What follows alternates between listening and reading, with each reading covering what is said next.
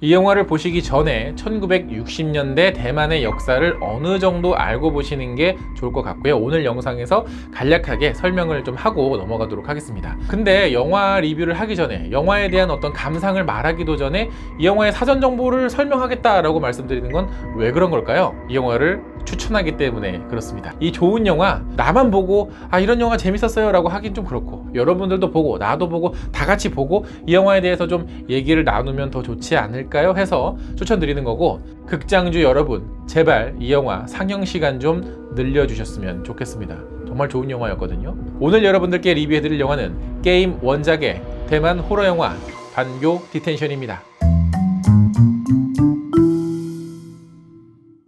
안녕하세요. 같이 영화 보는 남자 엉준입니다. 오늘 여러분들께 리뷰해드릴 영화는 바로 반교 디텐션인데요. 이 영화는 동명의 게임을 원작으로 한 작품이고요. 1960년대 대만을 배경으로 한 영화입니다. 그래서 우리에게는 낯설 수도 있지만 간략하게 이 시대가 어떤 시대였는지 좀 알고 보시면 이 영화를 보실 때 쉽게 몰입해서 보실 수 있을 것 같습니다. 일단 1940년대까지 대만은 어느 동아시아 국가들이 그랬듯 일본의 지배하에 있었죠. 그리고 2차 대전이 끝나고 일본이 물러나면서 중국에서 공산당과 다투던 국민당이 대만으로 넘어옵니다. 그렇게 대만에도 새로운 평화로운 시대가 올 줄 알았는데 국민당 체제의 정부가 강압적으로 국민들을 통제하기 시작하고, 이에 국민들이 반발하다 한 학생이 경찰에 쏜 총에 맞아 사망하게 되죠. 이 일이 일파만파 커지자 대만 정부는 대만 전역에 계엄령을 내려버립니다. 그 이후에는 지금도 아직 정확하게 그 숫자를 알 수 없을 만큼 많은 사람들이 학살을 당했죠. 이 계엄령은 하루 이틀이 아니라 무려 40년이 지난 88년이 되어서야 해지가 됐으니까, 이 영화에서 다루고 있는 1960년대 대만은 계엄령 시대엔 이제 모두가 만성이 되어버린 시대를 배경으로 하고 있다라고 생각을 하시면 좋을 것 같습니다. 우리에게도 독재 정부 시대가 있었기 때문에 억울하게 끌려갔던 사람들도 있었기 때문에 아마 비슷한 감정을 이 영화에서도 조금 느끼시는 분들이 계실 것 같아요. 그래서 영화가 시작하면서 가장 먼저 나오는 대사가 간첩은 사형에 처한다라고 말하는 한 경찰의 안내 방송이죠. 시대가 시대다 보니 독재 정부가 또 통치를 하고 있어서 당연하게도 굉장히 금지된 것들이 많았습니다. 금서, 금지곡, 그리고 각종 금지 행동들, 그리고 이 영화 속의 주인공 학생들은 금지된 책을 읽는 독서회의 이야기니까 대략 어떤 일들이 영화에서 벌어지겠구나라는 것을 예상을 해보실 수 있겠죠. 사전 정보를 모르고 보셔도 영화를 보다 보면 충분히 알 수 있지만, 미리 알고 보시면 영화의 스토리에 조금 더 빠르게 몰입하실 수 있으시니까, 아직 안 보셨다면 여기까지만 제 설명을 들으시고 보고 오신 다음에 리뷰도 나머지까지 보시면 좋을 것 같습니다. 물론 스포일러는 없습니다. 참고로 이 영화와 같은 시대를 다루는 대만 영화가 고령가 소년 살인사건도 있는데, 이것도 굉장히 명작이니까 알고 계시고요. 자, 그럼 이제부터 본격적으로 리뷰를 해보도록 하겠습니다. 좀 길었죠? 일단 이 영화는 엔터테이닝한 호러 영화가 아닙니다. 이게 뭔 소리냐 하면, 예를 들어 컨저링 시리즈나 헐리우드의 호러 영화들처럼 시종일관 깜짝깜짝 놀래키면서 관객들을 들었다 놨다 하는 그런 영화가 아니라는 거죠. 물론 놀래키는 장면도 있긴 하지만 많진 않습니다. 또 그럼 그렇다고 해서 무섭진 않냐? 하면 그건 또 아니에요. 영화 초반에는 좀 놀래키는 장면도 있고 분위기 자체도 무서운데, 이야기에 빠져서 좀 초반에 나왔던 여러 가지 궁금증이 풀리는 시점부터는 인간이 가진 죄의식과 죄책감에 대한 여러 가지 묘사들, 신기한 묘사가 나오는데, 그 장면들이 마치 내가 저지른 것 같은, 내가 잘못한 것 같은 그런 느낌이 들 만큼, 또 한편으로 좀 이 공포의 느낌이 저 사람이 무섭다가 아니라 내가 이런 감정을 가지는 게 무섭다라는 좀 오묘한 공포를 자극을 하더라고요. 일단 영화 속의 세계는 지옥도 아니고 천국도 아닌, 아마도 계속 갇혀 있어야 되는 연옥 같은 공간으로 묘사가 되고 있습니다. 현실보다는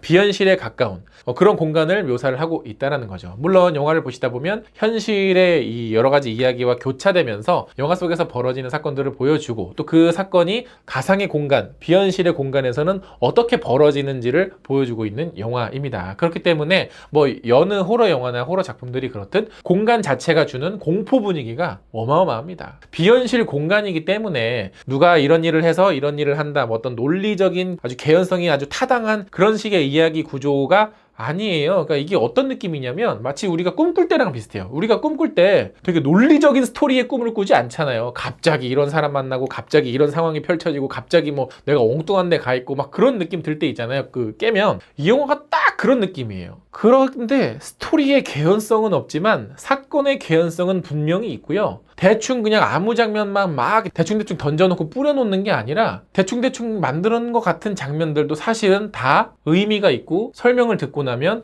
아, 이래서 보여주는 거였구나. 독특한 이야기의 영화였습니다. 그만큼 이 영화는 들려주는 이야기보다 눈으로 보는 시각적인 메시지로 이야기의 전체를 완성하게 되는데 처음에는 막 물음표가 떴다가도 이것들이 하나하나 해결될 때 갑자기 느낌표로 바뀌면서 앞에 나왔던 영화의 장면 하나하나를 곱씹어 보게 되죠. 쉽게 말해 의미 없는 이미지들은 이 영화에선 제가 봤을 때는 하나도 없었던 것 같아요. 또 거기에다가 영화적인 완성도가 너무너무 훌륭합니다. 촬영도 너무 훌륭하고요. 음향 편집도 완벽하고 음악도 좋고 연기는 물론이고 미장센 정말 너무너무 훌륭합니다. 만약에 제가 영화 제작자면 이 영화 속 장면들을 그대로 가져다 베끼고 싶을 정도로 너무너무 뛰어나게 잘 만들었어요. 뭐 보나마나 반교가 뭐 우리나라에서는 크게 흥하지는 않겠지만 이 영화를 본 영화 관계자들이나 어떤 영화 제작자들은 이 반교의 여러 가지 이미지나 이런 분위기를 베낀 영화들이 아마 2, 3년 안에 한두 편 정도 나오지 않을까? 우리나라 사람들은 뭐 남들이 뭐 좋은 거 만들어면